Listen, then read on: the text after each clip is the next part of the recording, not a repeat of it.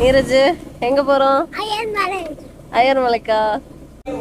நீங்கள் பெரிய சிவபக்தரா? அப்போ கண்டிப்பாக நீங்கள் விசிட் பண்ண வேண்டிய இடம் இதுதான்.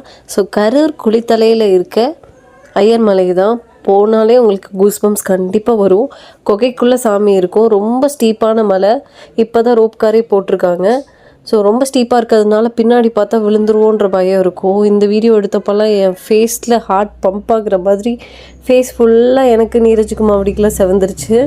ஸோ ஆனாலுமே நீரஜ் வந்து தனியாலாம் கீழே உட்காராமல் மேனேஜ் பண்ணி அவனே ஏறிட்டான். மொத்தம் 1100 ஸ்டெப்ஸ் இருக்குது. இதில் போகிற வழி எல்லாம் குரங்கு இருக்கும், எது பார்த்தாலும் பிடுங்கிக்கும். ஸோ நிறைய பேர் குச்சி வச்சுட்டு தான் போவாங்க. நாங்கள் இங்கே ஆய்க்குடியிலேருந்து கொய்யாப்பழம் வாங்கிட்டு போனோம் குரங்குகளுக்கு கொடுக்கறதுக்காகவே. ஸோ நெட்டுக்கும் ஃபுல்லாக கொடுத்துட்டு நாங்கள் மலை ஏறிட்டு இருந்தோம். ஸோ 800 ஸ்டெப்ஸுக்கு அப்புறம் அங்கே வந்துட்டு கன்னிமார் சாமி இருக்கும்.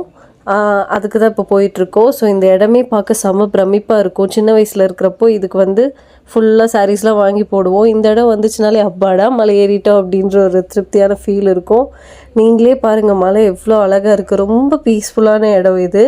ஸோ செம ஹைட்டில் இருக்கும். அதோட வீடியோ தான் இது. பாருங்கள் எவ்வளோ ஹைட்டில் இருக்கும்னு சொல்லிட்டு.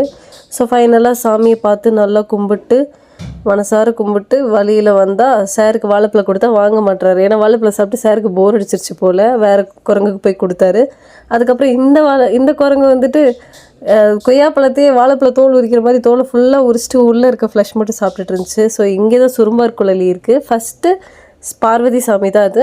அதை பார்த்துட்டு தான் சிவனை பார்க்கணுன்னு ஒரு ஐதீகம் இருக்குது. கண்டிப்பாக விசிட் பண்ணுங்கள். You will have a great experience. So எல்லாம் முடிச்சுட்டு இறங்குறப்ப மட்டும் எங்களுக்கு ரோப் கார் கிடச்சிது. ஸோ ஃபைனலாக நல்லா திருப்தியாக சாமி கும்பிட்டு வந்துட்டோம்.